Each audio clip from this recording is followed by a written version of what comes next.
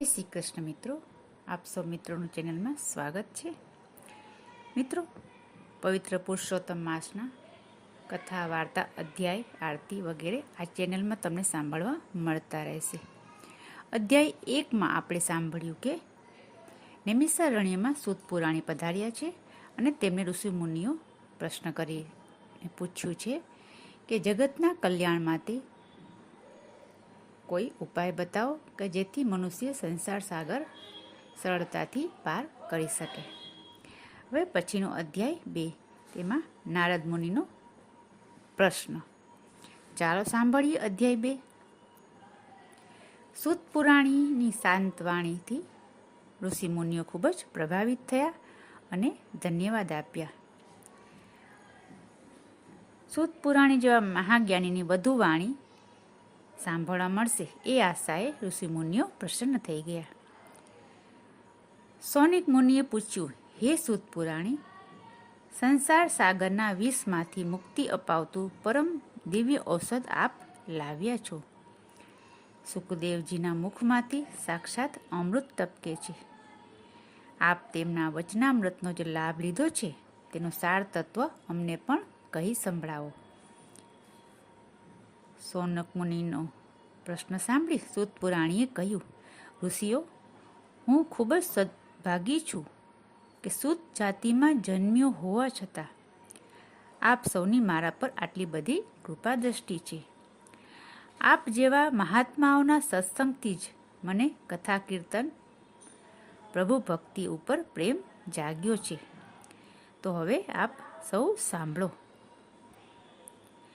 બ્રહ્માજીના પુત્ર નારદજી એકવાર અલકનંદા ગંગાના કિનારે બદ્રીનારાયણ આશ્રમમાં ગયા અને નારાયણને નમસ્કાર કરીને કહ્યું, હે કૃપાસાગર, હે સત્ય સ્વરૂપ, હે સાક્ષાત નારાયણ, આપ જ કહો છો કે સંયમ અને કષ્ટ સહન કરવામાં જ સાર્થકતા છે.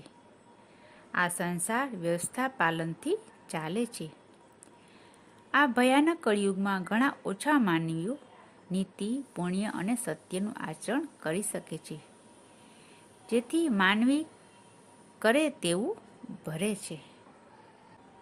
હે નારાયણ, હું મૃત્યુલોકમાંથી જ અહીં આવું છું. મેં જોયું છે ત્યાં ચાલી રહેલી અવિદ્યા, માયા, મોહ, મમતાથી તો પ્રલય જ આવી શકે. તો આપ કૃપા કરીને જગતનું કલ્યાણ થાય એવો કોઈ સારા વ્રતનો સારાંશ મને કહી સંભળાવો, જેથી સાધારણ માનવી તેનું આચરણ કરી શકે અને પોતાના આત્માનું કલ્યાણ સાધી શકે. નારદ મુનિની વાત સાંભળી ભગવાન નારાયણ બોલ્યા, વત્સ નારદ, તમારા જેવા પરોપકારી મહાત્માઓ જ સાંસારિક માનવીઓનો સંતાપ અને દુઃખ દૂર કરી શકે છે. હે પુત્ર, શ્રી કૃષ્ણ એ જ પુરુષોત્તમ પ્રભુ છે. એમની પવિત્ર લીલાઓના શ્રવણથી માનવીના સર્વે સાંસારિક અને આત્મીય દુઃખોનો નાશ થાય છે. હું એ જ પુરુષોત્તમના પ્રિય એવા માસનું આપને મહાત્મય કહી સંભળાવું છું. દેવર્ષિ નારદે પૂછ્યું, હે પ્રભુ, આ નવો માસ પુરુષોત્તમ માસ કયો છે? તેના અધિષ્ઠાતા દેવ કોણ છે? તેમની કથા મને વિસ્તારથી જણાવો. સૂત પુરાણીએ ઋષિઓને કહ્યું, નારદજીના આ પ્રશ્નનો ભગવાન નારાયણે ખૂબ સરસ ઉત્તર આપ્યો કે પુરુષોત્તમ ભગવાન સ્વયં આ અધિક માસના અધિષ્ઠાતા દેવ હોવાથી અધિક માસનું નામ પુરુષોત્તમ માસ પડ્યું છે.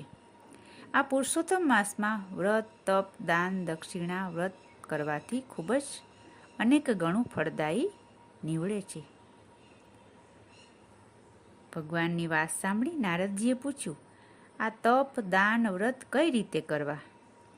આજે તો સમગ્ર વિશ્વ દુઃખથી ત્રાહિમામ છે. કોઈ સરળ ઉપાય બતાવો અને એવી કથા કહો કે જેનાથી શાંતિ અને આશ્વાસન મળે. સૂત પુરાણીએ કહ્યું, નારદજીની વિનંતીથી ભગવાન નારાયણે મૃત્યુલોકના માનવીઓના ઉદ્ધાર માટે, તેમના લાભ માટે પુરુષોત્તમ માસના મહાત્મ્યની કથાનો આરંભ કર્યો. મિત્રો, હવે પછી અધ્યાય 3 આપણે આવનારી નવી વિડીયોમાં સાંભળશું.